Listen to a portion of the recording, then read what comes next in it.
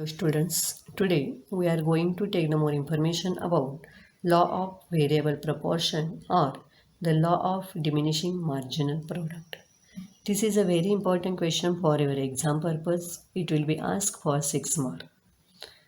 The law of variable proportion, which explains the relationship between proportion of fixed inputs and variable inputs on one hand and output on the other hand.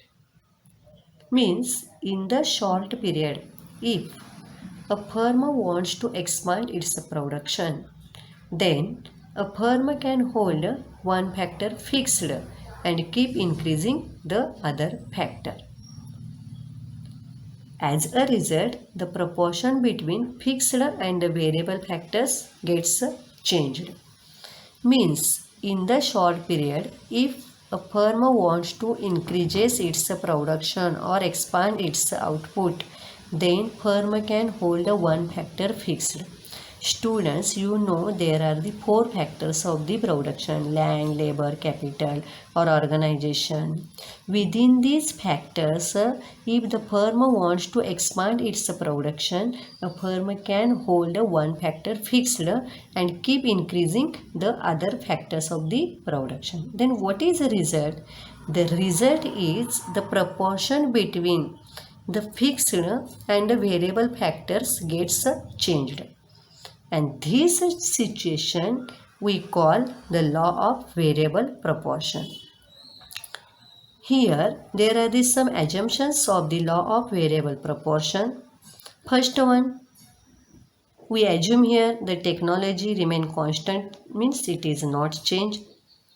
Then there should be some inputs whose quantities remain constant, means there are some inputs they also not change. There is a possibility to change the factor proportion. Next one, factors of production means land, labor, capital are not perfect substitute, means they are not similar to each other. And last one is all units of the variable factors are equally efficient. So these all are the assumptions of the law of variable proportion. Students, we will explain it with the help of an example. Suppose there is a farmer who has 2 hectares of land, and farmer can choose how much labor or how much worker he wants to use. If the farmer uses one worker, he has too much land for the worker to cultivate alone. And if the farmer increases the number of workers, then each worker adds proportionally more and more to the output. Means if the farmer increases the number of workers, then total output also increases. Students, we explain it with the help of this table. There are the 3 stages of the law of variable proportion. First stage is increasing returns, second stage is diminishing returns, and third stage is negative returns. Students, if we observe this table, the first column of table shows the units of the land. It is a fixed factor of production. Then second column is the amount of capital. It is also fixed factor. Third column shows the units of the labor. Fourth column shows the total production. Fifth column shows average production. And last column shows the marginal production in tons. If we use or we employed the first unit of labor, then the total product, average product and the marginal product become the 5 tons. And if we employed the 3 units of the labor, then the total product increases at increasing rate, means it becomes the 18 units.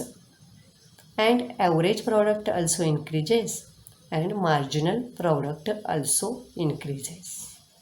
Means at the first stage, total product increases as labor increases and marginal product also increases at increasing rate. So the first stage is called the increasing returns. Then if we employed the fourth unit of labor, then total product is 20 tons and average product is 5 tons and marginal product is 2 tons. If we observe here, we will come to know here the total product increases, but here the average product and the marginal product is decreases. So at the second stage the total product continues to increase, but how? It increases at a diminishing rate, and this stage till the total product reaches the maximum and the marginal product become decreases. See here, at this stage means at the second stage the total product reaches the maximum. Here the total product increases, but it increasing at a diminishing rate and it reaches the maximum. But here the marginal product decreases. So this stage is called diminishing returns. If we employed the sixth unit of the labor, the total product is the 21 tons and the marginal products become the 0. If we employed the seventh unit of labor, the total product becomes the 20 tons. But here the marginal products become a negative.